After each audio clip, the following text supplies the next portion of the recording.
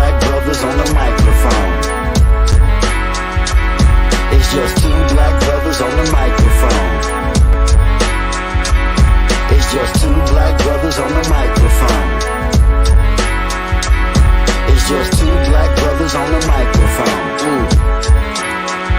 You already know what the time is. I handle my biz. It ain't no sleeping on the job. Open up your eyelids. We back working on the craft, doing what we do best. Full court running the press. A couple of vets. By request is just two black brothers discussing everything under the sun. Victorious run, rushing for the touchdown. 2-point conversion. We not kicking. We philosophizing with pole politicking. The DJ, period, point blank. The choice ain't too difficult when we do what the mother folks can't. In the paint, we going hard, cause we gotta be. Draft pick, lottery flow, sacred geometry. That's right, the people do so much talking. They close their mouth when they hear grown-ups talking. I showed up often doing more of the work. It's 4 eyes, now who you with? Well, spoiler alert. It's just two black brothers on the microphone. Getting live for the interview. It's just two black brothers on the microphone. They might teach you a thing or two.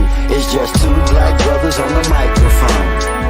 Tell them if your baby mom asks. It's just two black brothers on the microphone with a motherfucking podcast.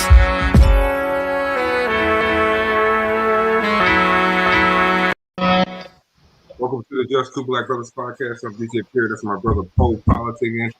And this we joined by Mama There Goes That Band, the guitarist, Mr. Markovic Drummond. How you doing, sir?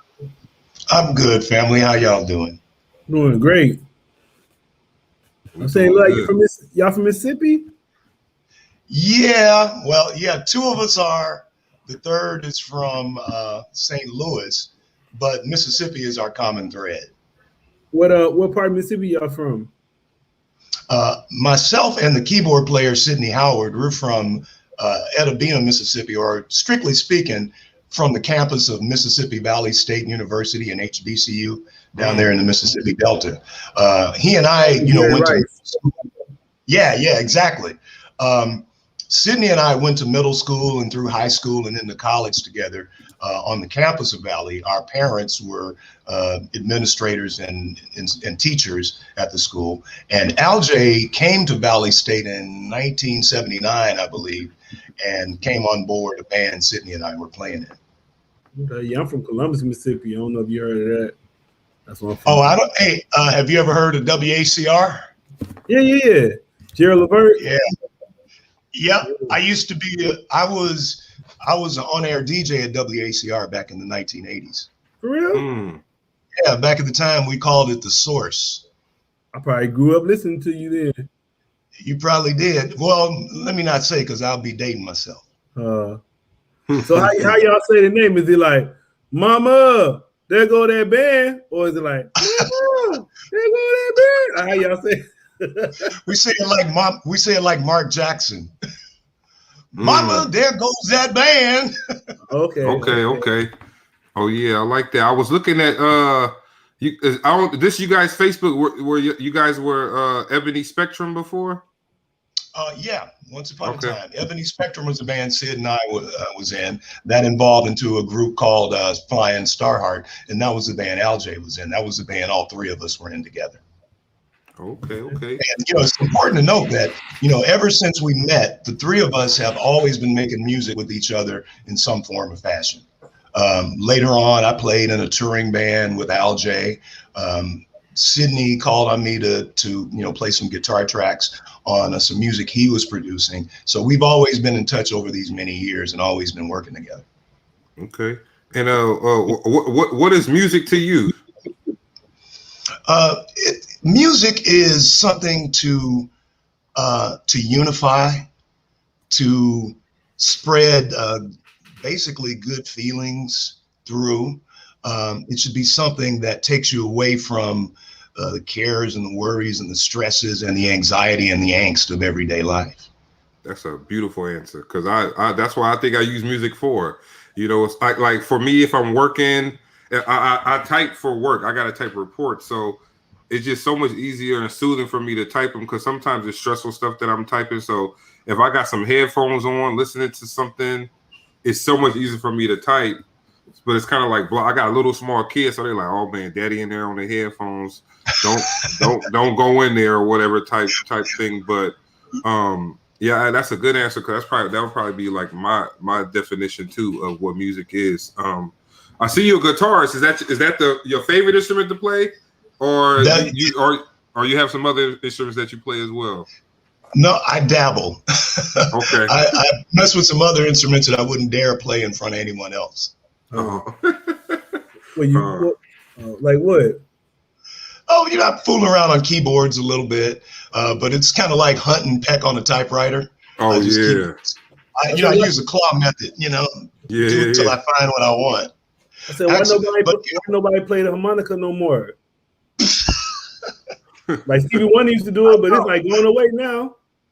Isn't that an unappreciated instrument? And I'm actually laughing like you're making a joke, but no, I realize that you're not, because back in the day, man, what Stevie Wonder, what Toots Thielsman, what? To say nothing of, I think at least one person could have took it and kept going it, but nobody else after him kept doing it. That I know. I might YouTube some harmonica lessons after we get off and see what I can do. You just had him thinking ching ching. You could make some harmonica videos on YouTube how to play. We used to play around with harmonica. I don't even think we ever took it serious growing up. We was just like, that's a toy. Let's play with it and blow into it and do that. But yeah, you're right. Yeah. You're right. They that's an unappreciated instrument. So like who are some of your musical influences? Well, for myself, guitarists, cats like Tony Maiden, he was a guitarist for Rufus and Shaka Khan, Al McKay and Johnny Graham, the guys who played for Earth, Wind and Fire back in the 70s. And that that's where my influences stem from, because those were the cats I was listening to when I was young, learning to play. Aljay is very influenced by that Midwestern funk and R&B vibe. And SIDney has just a plethora of influences, from jazz to world music to jazz funk to fusion. The three of us bring a lot of different musical influences to the table in this band. I'll say that one song, Now They Know, that's a hit right there. We sure hope so. Yeah, that joint go. I like it. It sounds really good. Yeah. Who was that singing? Yeah, that was the lead vocalist is Black and A. What we were trying to do, that's one of 4 ballads that we have coming up on our album, and we were trying to get that Isley Brother, DeBarge. I was gonna say it reminds me of Switch. Switch, exactly. Oh, Sid play harmonica. Oh, AJ right here, he watching. Hey, Aljay. What up, man? Yeah, he said he plays harmonica. Okay. Yeah, forgot about that. All right, so currently, and you guys said you got an album coming out. What's the title of the album, and when you guys plan on releasing it? The album is self-titled. It's called Mama There Goes That Band, and it's due on June 1st. Okay. I was checking you guys out on Apple Music. I was checking out some stuff on there. So I do like the sound. I do like your sound and what you guys got going on. What are some of your favorite places to tour? You said you was with a touring band. What were some places that you like to tour at? I love the Bay Area. Because it just has such a vibe to it, and the food is great. I love going back to Chicago. Last year, right before the pandemic shut everything down, I was with a tribute band that got to tour Australia, and that was amazing. Oh wow! Okay, and they probably loved it. They probably loved y'all there too, didn't they? Well, it actually wasn't Mama There Goes That Band. It was another band that I'm affiliated with. I seem like a lot of places abroad just love our music though. It's like people do some artists do really well internationally, better than they do here. We've had a great deal of success in on African radio stations. They've been real receptive to, you know, our music, and they've been showing us a lot of love. Okay. Yeah, they probably appreciate that. They appreciate that sound you guys bring in too. I like that. Speaking of African music, I like that dude Fela Kuti. Oh yeah. Oh yeah. Yeah. Hard. Yeah. I know he passed away, but that music, he like his music. My cousin was dancing in the you know, they brought a play. They did a Broadway play, and my cousin was in the play based on his music. Yeah, it sounds good. I wish I was about it sooner. Yeah, man, Fela is just legendary. Definitely. So what are some of your hobbies outside of music? I have no hobbies outside of music. You just music is my life. I like that. I like that. You know, I mean, I do what everybody else does, and you know, like most musicians, because so few of us are blessed to be able to do this all the time, and that's where we make all our money.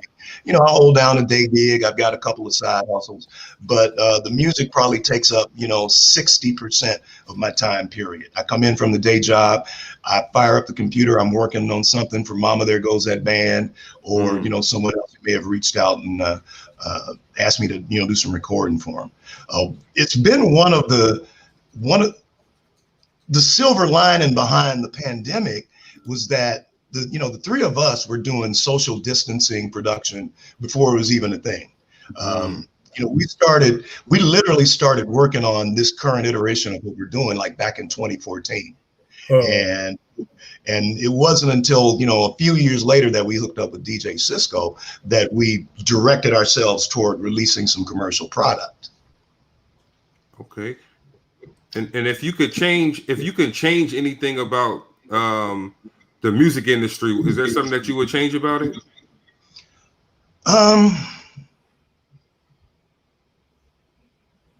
I mean, just wishful thinking, but wish it was more focused on distilling quality out of the music that, you know, gets into the marketplace.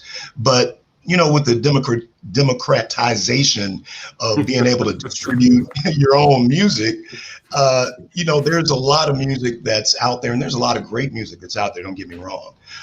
But back in the day when there weren't so many outlets, that in and of itself sort of served as a filter. You had to have talent and quality to be out there back then.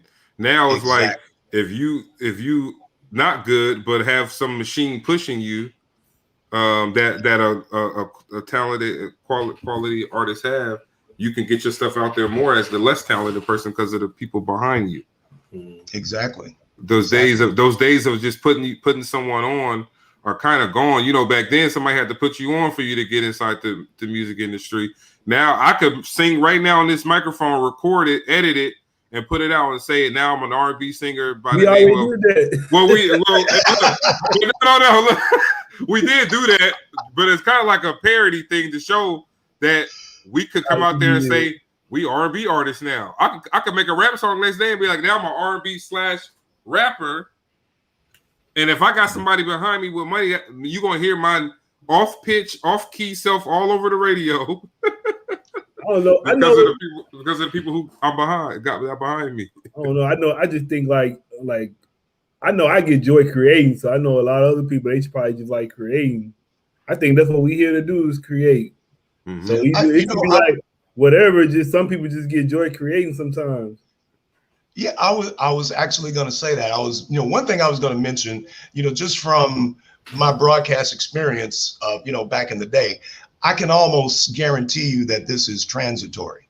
Mm-hmm. I think the younger generation that's coming up is going to be tired of that type of music coming out the same way, you know, your generation was tired of the drum machines and the synthesizers from the 80s and so forth and so on.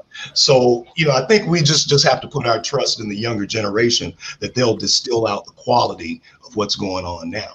You know, because we had that time during the 80s where everything was a drum machine, everything was sequenced, but that still gave rise to, you know, neo soul and a resurgence of classic soul because people actually want to feel and hear something organic.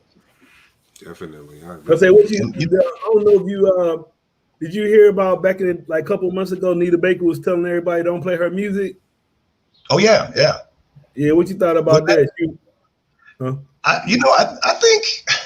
think that was, I don't know the details of, how that was going to work for her, but I'm all about artists getting back control of their intellectual properties. I think Prince was a trendsetter with respect to that, and I think the younger generation of musicians who are producing and releasing music now are much more aware and much more astute about that thing than artists of my generation. Yeah, what get me mad about Prince is like how he was about his masters, and then now all of a sudden when he died, you hear his music everywhere. Like, yeah, you couldn't find Prince on YouTube before he died. No, Prince would roll on your ass if you try to play his music. Now they got on every commercial you're gonna hear a song or something. Like, man, it almost make you think somebody really killed him too. It makes you wonder. I don't have an opinion on it, but because I know that I know the opioid epidemic is a real thing. True, yeah, it's a real thing, and yeah, we don't really know the situation behind it. Like I remember when just learn how by Michael Jackson was the first like our real like venture into like seeing how bad it was for me, because it was like, man, he couldn't sleep, so he was just taking, and I mean I got days where I couldn't sleep. I never would think to take something like that, but you never know what someone else is going through, I guess. But yeah, you think that doctor killed him?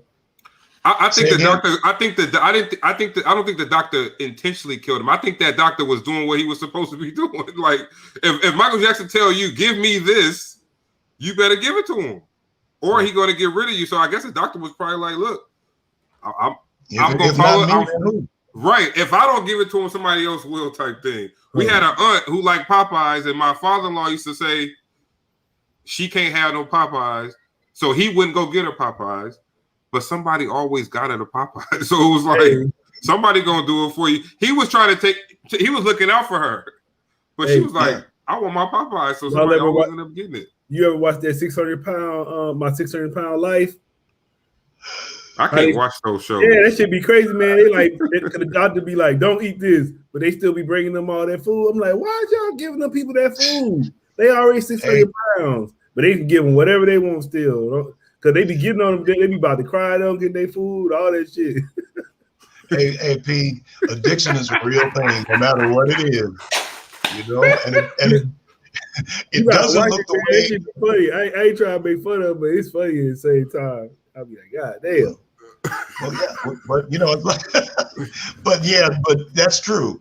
But like I said, it's it's a real thing, and I think those examples we were talking about gives us, shows us how addiction, it can be an everyday, non-dramatic thing where people are struggling with it quietly, and we have to really, pay attention and, just be present with these people to understand what's going on with them. Yeah, it was crazy one day, man. I was somewhere, and it was a dude.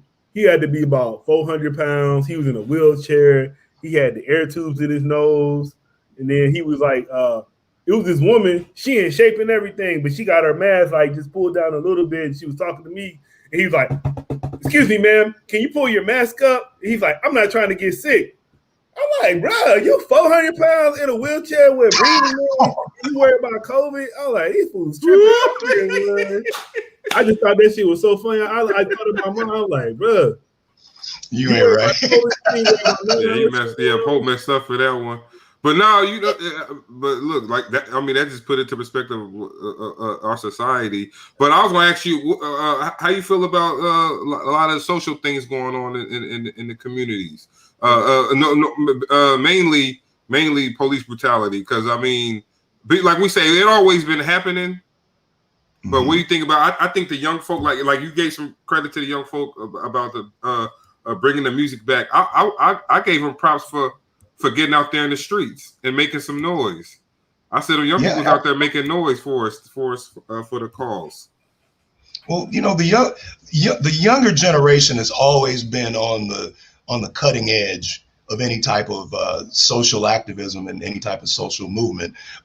Regardless of what position it's in. The civil rights movements, back in the 60s, you can go back and look at those old pictures and videos, and you'll see, children 6, 7, Yeah, and that was a reflection of the whole community being involved and being invested in whatever, whatever the mission was. And I think as things progressed through the late 60s, we as a community kind of relaxed and went, okay, we kind of got that handled. Let's focus on trying to move forward economically or whatever and whatever. And, over the course of the years, this thing has snuck back up on us. And, in a way, we have social media to thank for, making us more aware of, the issues, within and without the community.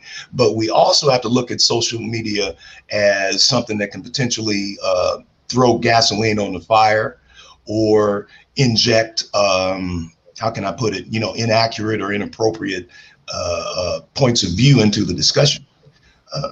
That's the thing that I've noticed about social media over the years as I've been, been involved with it and just, part of it, is that we seem to have lost our sense of how to have a fact-based, intelligent discourse at times. I was just going to say that because now everybody could spew they view online, whether it's true or not. And if you have somebody who believes it, like you got people that believe that the cops' knee wasn't on George Floyd's neck. Yeah. I'm like, damn, like you really, and there's nothing you can tell that person or this group of people. Like, I just don't see knee on his neck, man. Everybody an expert to me now. Like everybody an expert because everybody got their own. No matter what, they got their own following. So to their followers, they're an expert no matter what. Exactly. Exactly. I'm sure there are 3 different groups of followers, that are looking at 3 experts on something right now. Definitely. But the bad thing, like you were saying, experts. Like the bad thing is where you harmonica expert down there. Definitely. And you got people that tap into it from outside of that group of people who believe in that. Now you didn't made this person like let's say your kids. They didn't stumble upon this person who's saying God ain't real, but you've been preaching God is this to your kid. But now they didn't stumble upon this one person who tells you, and that one seed of doubt can lead that person down a different type of path because now that feels good to them or it feels natural to them. So I think that's the dangerous part about social media. Like I met a guy who was a Pastafarian. I had never heard of that in my life. But I looked it up, and they have their own website. They established as an actual religion, and they pray to spaghetti and pasta, and they have church. They take tithes. It's like, damn. So now it's like, all right. So I can make up any religion I want now. I can spew anything I want out there. So I guess that's the bad thing about it. Pretty much. Like I said, I blame, social media for a lot of that. And, they're trying to do things like fact checking and, removing erroneous posts and da-da-da-da-da. But that genie is out of the bottle now. I seen President Trump about to come out with his own social media. I said, I ain't looking at that one. Well, I won't even check that one out. I would say, man, because I was looking at an article the other day and I looked at it, was talking about how Trump, the ban from Facebook still was held. And I was saying, like, man, when he was the president, he should have already made his own social media. He should have had that shit already. I'm like, why is that? That's how you know he kind of ain't the smartest president, because he should have just made his own website when he was the president and just had his own shit instead of like his own Facebook, or he got to be. Well, he knew it was more people on Facebook and Instagram. But if he make his own, but if he make his own, he only gonna have his people on there. He want to tell that to people who don't really believe in what he said to try to sway them. So that's why I felt he needed the Twitters and the Facebooks, because he could have made his own, but he's gonna have his own people on there. But I'm saying they shut it down. Now he ain't got nothing. So it's better to have your own shit instead of nothing. So they tore it up. Now he don't got nothing. Now he trying to get back on Facebook. So. Well, whatever the message is from him or anybody else, people will find a way to get it out there. You better believe that. I was like, we gotta get our own platform, because they be trying to always take you, like social, like Facebook, Instagram. They always try to kick you off. So it's good to have your own website or something. Yeah, that's true. And these companies have they have they're beginning to realize they have a social obligation, to moderate what's going on their platforms. When it first started, it was a great big old fun free for all, like the internet was. Yep. But after a while, it's like, whoa, wait, this is totally not what we meant. Everybody settle down. Right, because when that stuff started leaking out, like you had they had the raid shut down a group by the Border Patrol, because the thing is, you had the Border Patrol, they were posting pictures of like detainees saying real bad things about people of other races, because those private Facebook groups used to be like you said, that was like coming here at your own risk, because now they like, you say a certain word, they kicking you off, they shutting the group down. And I mean, in a way, I like it, because all that stuff was it was like cyberbullying to me. So it was like a way to curb some of that from happening to certain people, because you have people who would kill themselves because of being bullied on Facebook, or commit crimes, shooting up people because of being bullied over there. So I guess they had to, because now the parents are suing Facebook, because like, oh, my daughter was killed because you had this guy who was radicalized through some Facebook group. So in order for them to say, go ahead. I'm sorry. And that platform could conceivably be considered responsible through negligence. Definitely. So they like, yeah, we got to shut this stuff down. So with the music, we got the Now They Know track. I want to try to go into the track, play the track for the audience, and then we'll come back and discuss some more of your musical influences and your creative processes and stuff like that. All right, sounds good. All right, let's do it. This is Now They Know by Mama There Goes That Band. Y'all listening to it right now on the Just Two Black Brothers podcast. We appreciate all you guys out there listening. Let's get into some music though.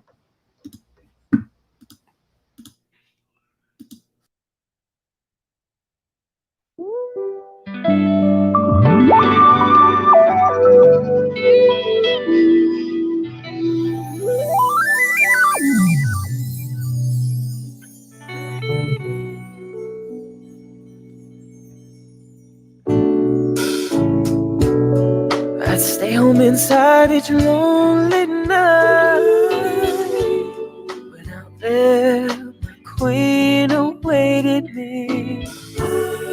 Gotta let her know that I'm coming for her, and through the long, long times all around. Who knew that a boy like me deserved a girl like you? I've been alone, now I know that I wanna get around with you and around to know that it's so, and what we do so alone. Can't match up to what we have together. Now they know that it's you with me, and now they know.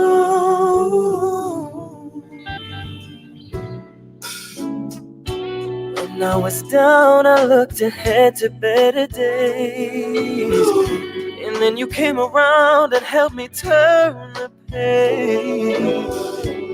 You let me know, and all of them know we found pure, true love. I've had no doubt about a thing. We have so much more than the world can see, and what we have is richer than ever gold can show. When it's you and me against the world, I hope now they know what we do. Just you and me, they can't match up to what we have together. Now they know that it's you with me, and now they know. From the wrong side of the track, me, I loved you.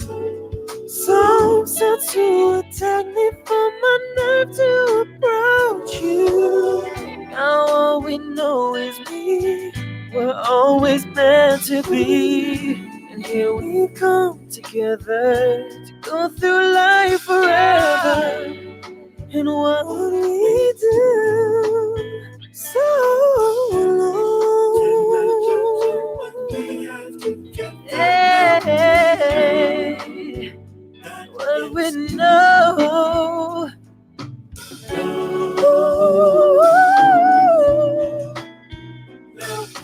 Now they know that it's you.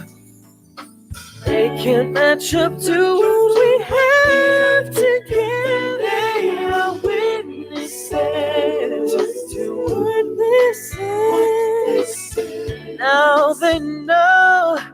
We know they know. Now they know that it's you. That it's you. It's you. You.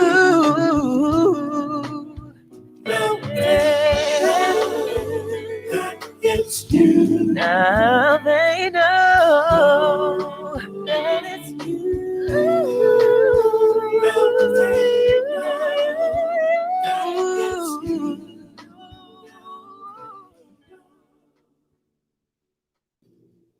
Oh, I got two things. Why haven't I heard that song before? Is one, which it upsets me that I haven't heard that before because of the way that music industry is. Two, I got a wedding I'm DJing on in September, and it's probably going to be in my rotation at that wedding because I think that's a perfect for a wedding as like a first song for a couple or something. Even though I know most times people pick their own song going in, but if they heard this song before the wedding, they'll probably tell me to play that one. You're gonna be like, what is this? Yeah. But no, dang, man, that song was powerful. We're hoping that's the next 1 in a million you. Oh yeah, man. Like I said, dang, listen to that. It was just like well put together. Just sound the lead singer is just, man, it's like a beautiful. That's a beautiful voice. And what's the name of the lead singer? Black Necks. Like NEXT. EX. BLAQUE NEX. Oh wow! And that's and that's an artist that's part of your the Mama There Goes That band, or no? Yeah. Mm-hmm. Oh man, y'all about to hey, look, he's sitting back. We already know what's going to happen with this one. Look, but when you hear a project come out like that, like what type of emotions do you go through? Like just joy, happiness, like because you know what that is, right? I guess you hoping that the world feels the same way you feel about it. Yeah, exactly. And I think that's one of the things that we kind of focus on when we're putting material together or submitting demos to each other. Say, hey, what do you think about this? It's really about how the song makes you feel. Going back to what we were saying, earlier in the conversation. That's what music is supposed to be about. You might struggle to remember lyrics from time to time or how a melody goes, but when you hear a song that really connects with you, it puts you right back where you were when you first heard it. Definitely. I remember, like, man, somebody gonna be like, man, how you know this song? I'm like, yo, I was actually talking to the dude who was playing the guitar on it.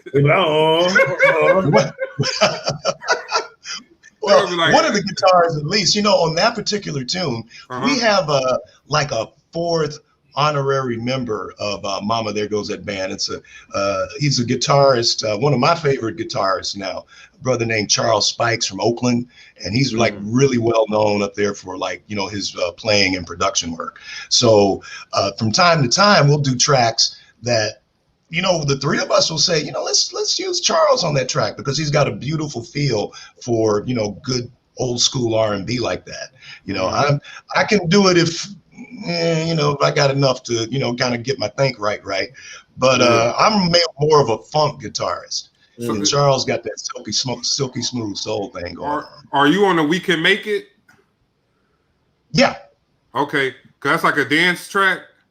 Mm-hmm.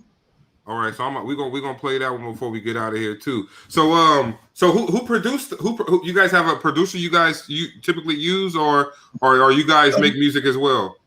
Because you guys making that you produce the music for that song too, right? Yeah, we're completely self-contained. We reach out. You know what we do is we scout for artists that fit well into our vibe. You know, just going over YouTube, seeing people come up on TikTok. So we see someone that interests us. We'll reach out to them and explain to them what we're about, and if they would like to have be a part of it, and they'll submit tracks to us, and we see how it works with the overall concept. We've run across some like amazing vocalists and musicians from like all over the world. Spain, Africa, Canada, England, almost you name it. I think that's something that we might start doing. I know we do it somewhat, but we're gonna start scouring for those talents like that too, to bring them on, because I think that just helps push the culture forward. But yeah, so be warned, it's a full-time endeavor now. Yeah, I know. Aljay puts in hours, looking for quality people. Not that they're not, not that they're hard to find, but people that fit with your vibe. See, that's the thing. True. You can get anybody who sounds good, but they might not be good for your project. Definitely. I'm seeing how hard it is now, because I started a live 365 radio station, and just trying to move all the songs around, put them in the right songs together for an hour it's like, man, I'm like, and going through music submissions and just trying to find the right vibe to put out there. Yes, a lot of work. Then we got the podcast, and I got a 9-to-5 job. So it's like, you got to try to find those little pockets of time that you got to go in and create something. So with that being said, you gotta work smart. With that being said, so what is the band's creative process? Are you guys creating the music first and then finding a vocalist to sing on it, or are you guys got you choose you write the lyrics to the songs, or and then come up with the music for it? Well, the music generally comes first in every scenario. One of us may come up with a groove that has something, going with it, and we'll ship it to one of the other guys. They may add something to it, change it a little bit. One thing that's funny is that, SIDney Howard, he is such a prolific songwriter and lyricist. You can't crack a joke around that cat without having a song about it by that afternoon. Oh yeah, that's nice right there. But that's just I guess it's good just being around people where that's natural. Everything is natural. It's like no one's forcing it, trying to make it happen. It's just we doing this naturally from within. Exactly. It's it may start with someone cracks a joke. SIDney writes some lyrics. He'll send the lyrics to Aljay. Aljay will come up with a music groove. He'll send it to me, and I'll put a guitar part on it, send it back. He'll say, no, not that part, the other part. And I'll go and do that again and send it on to SIDney. And from that point, SIDney does most of our orchestration, and he and Aljay work together on the arranging. I was a lot more involved in the early years, but down here in Cali, and especially now that things are starting to open back up again, I'm just out playing live all the time. I'm barely ever at home or ever stationary. So, those guys are doing the heavy lifting right now. Got it. Paul, there's a comment there. They like the music, but how can they send a song? You could put an email on there for them to send it to? That they can see? We don't know who he is. Who is that? You know him? You know Gary Price? Oh, wait a minute. Is that one of your? Yeah, that's one of my Facebook friends. Oh, he wanted to know where he could send. Okay. He wants to know where to get the song. Oh, okay. Hey, Gary, the song is on all the now they know has not been released yet. It's going to be on the upcoming album that's dropping on June 1st.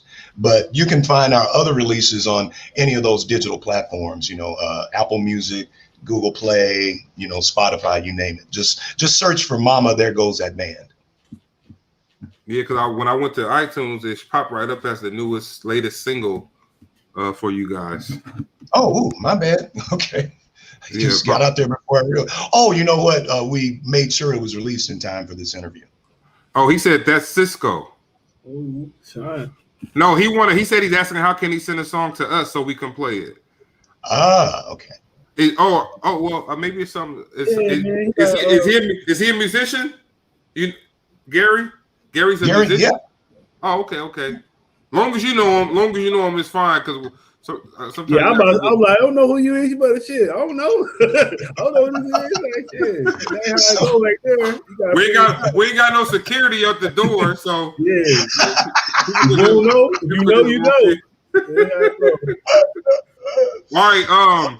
You can send that real quick. You can send that to popoliticking at gmail.com. And then it'll make its way onto the rotation. Same thing with you, Miss sir. Anything you got, send it to us. We'll play it on the radio station. You know, the radio station pays out the royalties if the songs are labeled properly, and they can find you with the data. So we'll definitely put that into one of our rotations. We can make it. I got all of them already loaded. We can make it. Now they know, and I have. I think it was another one we have. We could make it, I believe, because we can make it. Yeah, we can make it. Now they know, and the dance song, they're all loaded onto our radio station already to spin. So we like to take care of y'all, man. Now we take care of all our guests any way we can. You know, you need promotion. He the homie if he know about WACR. That's like my man. That shit was like you drive down the street and you see that radio station. So everybody that worked that radio station was like a star. Cause you remember Gerald Jackson, right? I sure do. Yeah. He used to do afternoons there, if I remember correctly. Yeah. Michael. You remember J. Michael Belly? Yep. Used to be on at night. J. Michael Belly. Yeah, but Rick Mason still be out there. I don't know if you know about him, but he's still out there. Man, I don't know none of this stuff, man. No, I'm saying that's my hometown. This is ancient history, DJP. You're not expecting to know. Nah. He said this is where you buy the music right here. Oh, DJ Cisco radioshow.com. Mama, there goes that. Oh, he got a link to buy y'all music there. Yeah. Oh, okay. Oh, Gary on it though. Shout out to Mr. Price. Thank you, GP. GP, can you hear me? GP, are you with me? Uh-huh. Y'all know about that. Oh yeah. So we have a church. We ain't going nowhere. Oh man, y'all going way back, huh? I gotta find some. That's out. Don't pretend you don't know. No, this right here. It say Mark Cisco trying to send them. YD. Oh, you don't know about me. That's a little sneak preview. Oh, okay. Oh, okay. Oh, he tried. Oh, that's the name of the. Oh, yeah. Hey, if he send it, Paul, send it to me, and we can close out with it. Okay. If they send it to you in time. So yeah, we appreciate it. You stopping by and talking to us and letting us know a part of you, man. That's the goal of the podcast, is to get to know the artists. Because sometimes, you know, it's not all about the song. You know, people want to know who you are, and if you're somebody that they can vibe with on certain levels, that makes them become a fan as well. That is so important. You know, that's something that I think, you know, we really try to put some time into, to engage with people, you know, who like our music, and, you know, listeners, professionals like yourselves, other musicians, you know, just to let them know, look, man, you know, we're real people. We're not, you know, the Hollywood type, you know, musicians who think we're something other than what we are. We're just brothers like everybody else.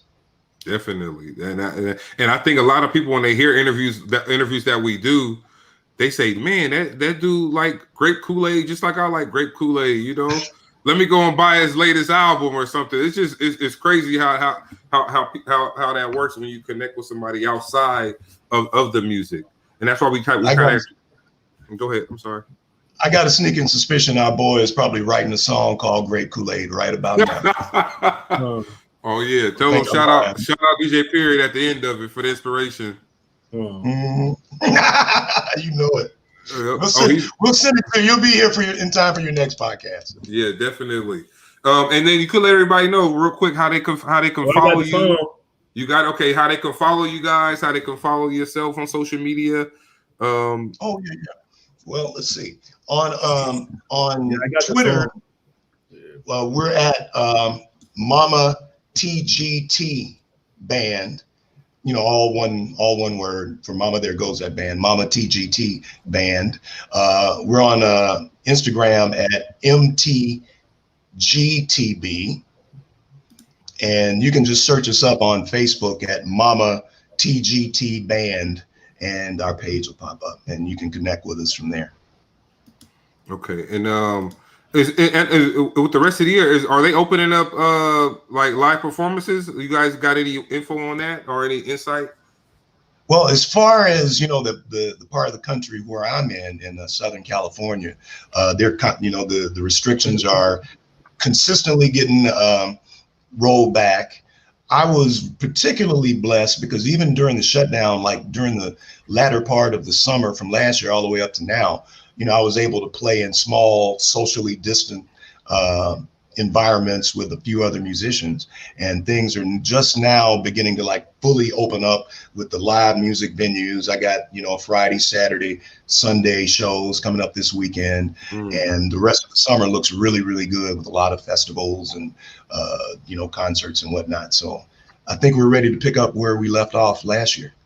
Okay. And what's one of your favorite songs to perform live? Wow. There's so many. Good grief. Probably You Make Me Weak at the Knees by Steve Arrington. Okay. We don't got that one. But it's like a song that gets the crowd going. Oh, well, as far as people just wanting to hear stuff, you're not gonna believe this, but Kiss by Prince fills the floor all the time. Oh yeah. No hesitation. It's real, generally when we're playing live, when I'm playing in, in like say cover bands at parties, casinos and whatnot, people like to hear music that they're familiar with, that they can sing along. Start here, you hit the first few bars of, This Is How We Do It. And it's like, that's my song, Yep. They don't even care. Yeah, right. Or, for our white friends, Brown Eyed Girl. Like, that's my song. Girl. Now, if they sing the song, though, did you want me to play something? Yes. Oh, okay. I thought you were going to say that. I was going to play it. Yeah. Oh, you want me to sing it to you? Yeah, I was going to play it over here. I think Aljay said Slave. That's a song? Is that a song that y'all play? Oh, okay. We're, Mama There Goes That Band is not out live yet. Keep in mind, Aljay lives in Oakland. I live in Southern California, and SIDney lives in Detroit, Michigan. So for the time being, we're a for real production band and a virtual live band. We've been talking about figuring out ways once we can all move about the country freely again. We've been talking about ways we can come together and do, some live performances as a group for real. No, I like listening to band. I like listening to cover songs. Cause like you said, that's just, you don't even care who playing the music. It sounds like your favorite artist, and you could get down to it. I like that. Going out to see bands play live because they play stuff that you familiar with. So I think we got the track. And if you got it, Poe, you can play it, but you gonna play the whole thing? Oh, okay.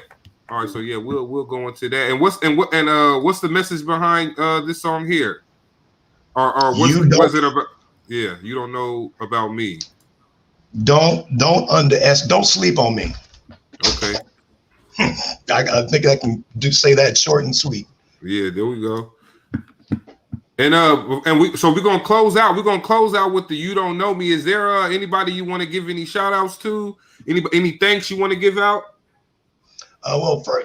Mainly from my point of view, man, I want to send a thank you and a shout out to DJ Cisco and DJC Radio Global Records for believing in us and supporting us in what we're trying to do. That's been a really fruitful association, and bringing his resources to the table along with ours has been a beautiful thing, and we're looking forward to doing some big things with his label.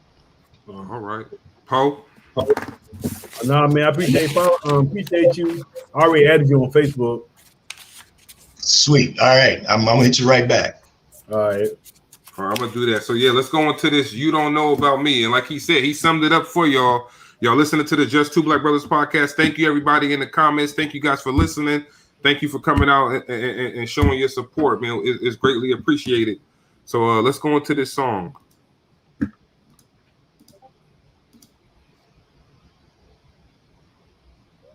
Can't stop me now. You can't. Can't stop me now. You can't. Hey, You can't stop me now. You can't. no, You can't stop me now. You can't stop me now. no. You don't know about me, but you're about to see. That's right. No matter how hard you try, Hey, can I go first? you can't stop me now. Sam, baby. Yo. Determination, I mold the faces of broken bases. Lord willing, I'll make a change with tricky cadences. Adjacent enemies, they all saying things differently. And foes face your back, but donuts will address lyrically. But that's the system, man, we live in it. Take a minute, sit with it, then overcome it. Cause you can stomach the acidity. Never try to throw it up, but you'll die just before grabbing out. Excuse the analogy. That's right. Mama, there goes that bend. But you're about to see. Gotta think they can flip it like this. Hey, No matter how hard you try, that's right. you can't stop me now. Hey, yo, rap, what you got? You don't know about me. You don't know about this burning in my chest to see the whole world turn about me. For the ones that doubt me, took one look at me, turned their nose up at me, told me there was nothing about me. The only affirmation I need is the one inside. God wrote my destination, so he's my only guide. Invited people on the journey to enjoy the ride. Some chose to humble me, but I came away with pride. Cause I was told to be a lion and pray more for my enemies and take every chance to pay for it. See more sunny days cause sun can shine when the rain pours. Make my legacy what the future wants that they came for. This little kid with glasses from the East Coast, grew up on syrup and French toast. Had big dreams of me doing the most, and I won't stop till I give up the ghost. What? You don't know about me, but you're about to see.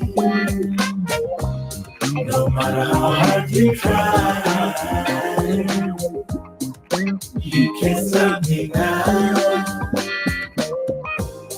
I'm known because I do pursue far and wide everything that's good to me the game.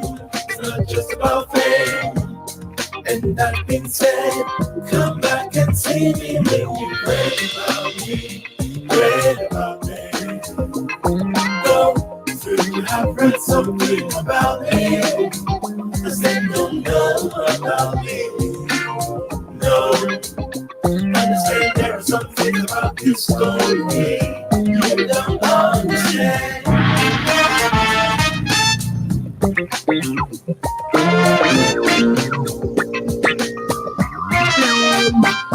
Choose my own destiny, your opinion of me don't define my legacy, mine totally free, doing everything I dreamed of, living my purpose, came from the bottom, rose to the surface. That's why you gotta have self-love and motivation every day in the mirror, repeating my affirmations. Everything came from hard work and dedication. Another day above ground, another celebration.